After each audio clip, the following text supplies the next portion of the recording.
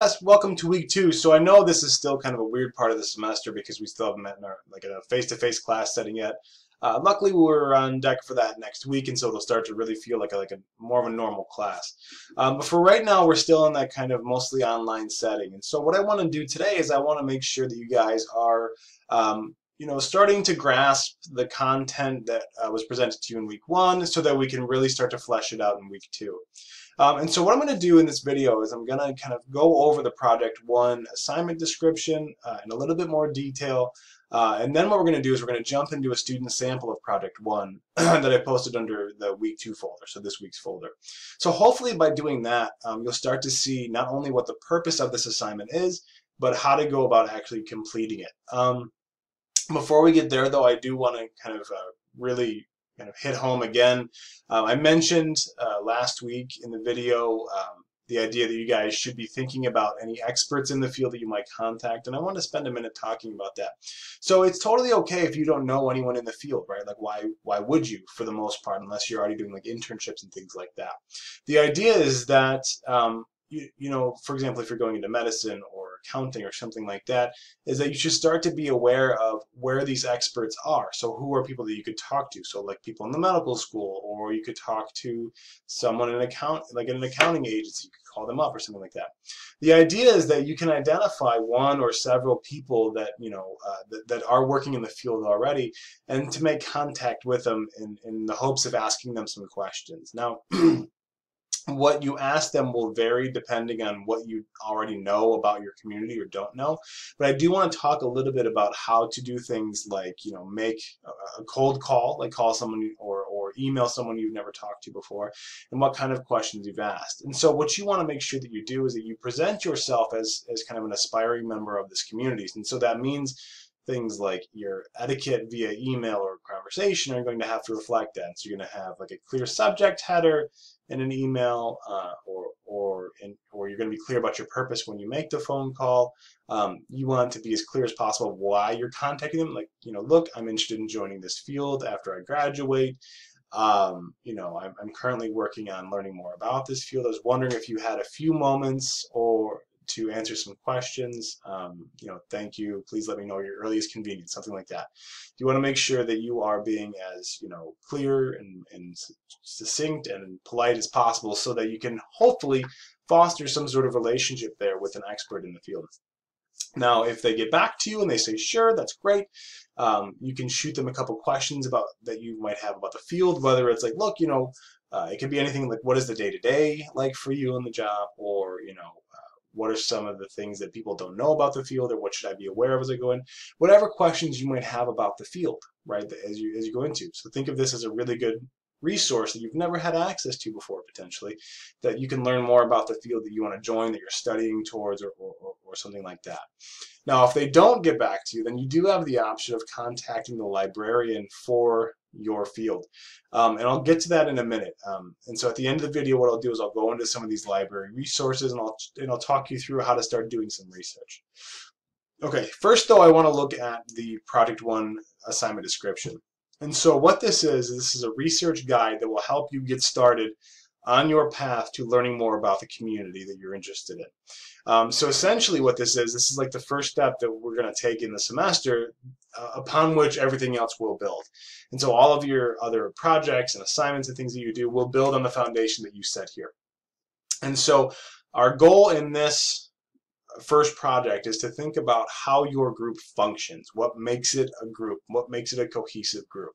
And the way that we're doing that is through this definition of discourse community that Swales gives us, that you've now had a chance to read on the Wikipedia and on the article that I linked.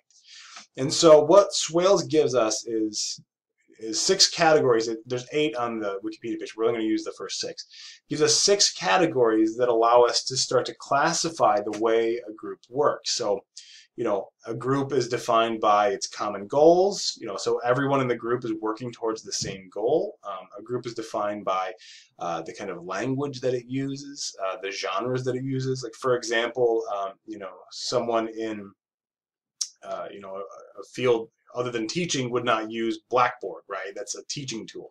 And so teaching is somewhat defined by that that tool, that genre of communication of Blackboard. And so what we're going to do is we're going to start to think about how your community fits that bill. And so you can see here, this is the way we're going to do it. So the first thing you're going to do is identify the disciplinary or professional discourse community you wish to enter. Good, we're already starting to do that. Then using Swales' 6 characteristics of discourse communities as a heuristic, these ones right here, we're going to generate questions about the field's purposes, discourse practice. So essentially, we're going to look at these and start to think about, like, okay, so what are the common goals? What are the genres? What is the lexis? And you're going to use those initial questions as a way to start to do some research about your community. And so if you don't know what the common goals of your discourse community are, that's a really good thing to ask an expert or ask the librarian. If you don't know what genres they use, it's a really good thing to ask the expert or ask the librarian. So things like that. And so this is how we're going to get started on our research. We can think of these as like initial research questions, questions that get us into our research. And so once we have our answers to those research questions, once we can identify each of these 6 characteristics, we're essentially going to make a bulleted list that explains how your community fits each one. And so let's take a look at what that list looks like. So if you go under week 2 activities, which is this week, you'll see I posted 2 samples here, and both of them are good examples of what a research guide will look like. Now, I've got sample 1 pulled up right here, and so we can take a look. All right, so this is a personal research guide that a student completed a few semesters ago, and they're looking at education. So you can see that what the student has done is that he or she has worked through the basic requirements of the research guide. And so first, they're going to introduce us to the community, then introduce us to the research guide in general. And notice too that these aren't really neatly organized. I mean, they're organized, but really kind of tied together. Prose, paragraphs, right? It's essentially a bulleted list of requirements that they've just kind of filled out, and that's what we're looking for here. I'm not looking for like a giant prose essay. I'm looking for this kind of thing. If they were able to get a hold of someone in their community, then this is who they interviewed. And so then what we have is first we've got a reiteration of Swales' definition. So here are the 6 characteristics. And then what they've done is they've just gone and they filled out each characteristic as it relates to their field. So what are the common goals? And so they explain what the common goals are and how they found out what the common goals are. What are the mechanisms of intercommunication? Same thing.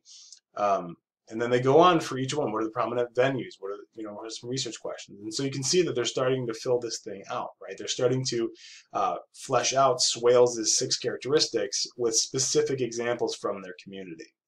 And so, for example, you might say like, a genre that people in medicine use is, the patient history form. Boom, done. So we can look at the other sample too.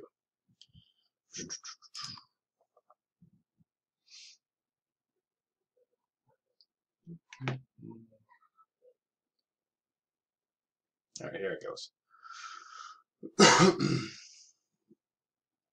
Okay.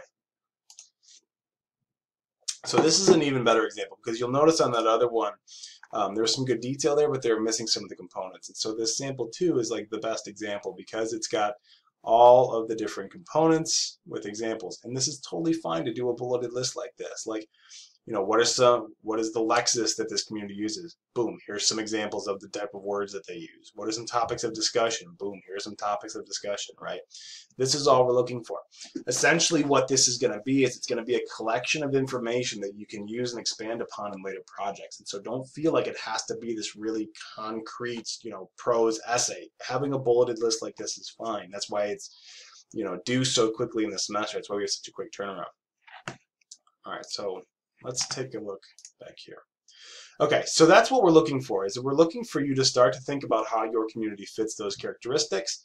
And if you don't know how it fits some of those characteristics, that's when you go and do your research. And so to do that research, there's a couple ways that you could do it. One of which is obviously to talk to an expert in your field. The other one is to use your library resources that you have available to you. So let's pull this up real quick. And so you'll see here I've linked, these are the resources that are common for intermediate writing, which is the class that we're in. And if you've never used a research guide through the library, then I suggest that you do because it's really a useful thing. So what these research guides are is the librarians for the university have collected information, databases, resources for each field and for many of the different classes, and so that you don't have to sift through everything the library has to find what you're looking for. So one of your first stops could be here to come look at some of the basic information or basic useful resources for 3010. The other thing that you can do is you can just go to the research guides in general. And so this should be your first move if you can't get a hold of an expert. So if you go to the library website and click research guides, it'll bring you here.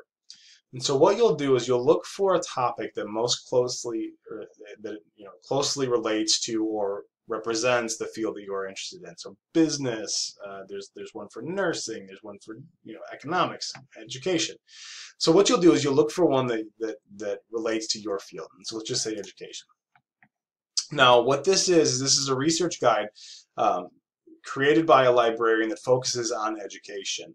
And so what he or she has done is collected all the information and resources that Wayne State has related to education, compiled it here for you, so it's easier for you to find. We can scroll down here, and so Karen Liston is the librarian for education. Now the reason I want to point this out to you is not only because these research guides are great tools to use in your this project and future projects, but also because the librarian that's organized this research guide can help you if you can't get a hold of an expert. And so you could email, for example, Karen Liston if you're in education and say, hey Karen, I'm working on a project for my class. I was trying to contact an expert in the field, however I didn't hear from anyone. I have some questions that I was hoping you could help me with. You could ask her or him, if it's a him, your questions. And they can either answer those questions for you or they can steer you to the exact place that would allow you to answer those questions. And so you do have the option, if you can't get a hold of someone working in your field, to go to the research guides, find the one that most closely relates to your field, and then email the librarian that's in charge of that particular research guide.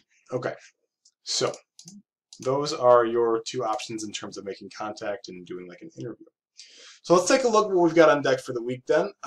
We've got a couple things. We've got some more reading to do. Now this Identity, Authority, and Learning to Write in New Workplaces is a really interesting little read. It doesn't take that long, but it is going to start to hit home the importance of discourse community, because what you'll see is that we're going to start to talk about why it's important to know things like jargon, genre, mechanisms of intercommunication, things like that. Because as you'll see as we progress, your ability to function and become a member in these communities to actually be a successful teacher, lawyer, doctor, largely depends on your ability to replicate the ways that people communicate in those fields, right? And so this will start to really present that argument to you. The other thing that you should take a look at more closely is the samples that I posted and these two quick readings out of the Wordsworth Guide. So you should all have those by now. They should be in the library. Let me know if you have any problems with those. All right, so the other thing that I wanted to talk about real quick is you have a draft of Project 1. And so when I say rough drafts, it clearly doesn't have to be an entire project. So like you don't have to have all of Project 1 written to qualify as a rough draft. I do want to see that you're starting to fill in some of the blanks though. I want to see that you've got your 6 characteristics listed out and that you're starting to fill in those blanks, and so that I can help you if I can see that you're going the wrong way. I can steer you the right way, or whatever it is. And so what I'm going to do is I'm going to assign you each a small group via Blackboard. You'll get a notification of this when it's time. And that's where you'll post your rough draft. You'll be in a group of like 2 or 3 other people. And so instead of reading a whole bunch of other people's drafts, you'll work with those same 2 or 3 people throughout the semester. And so you'll upload your draft, you'll look at each other's, you'll make some quick comments on them. I'll post some guides for how to do peer review, and that'll be it. Okay. So just to recap, guys, start doing some research about your field. Make contact either with a librarian for your field or an expert in your field. Take a look at those student samples and start putting together a rough draft. All right, I will be making another video on Wednesday just to help you guys kind of continue to progress, and by then I'll have also created the groups, so that'll be up there as well. All right, please let me know if you have any questions. I'll get back to you on your first blogs as soon as possible, and I will talk to you guys later. All right, bye.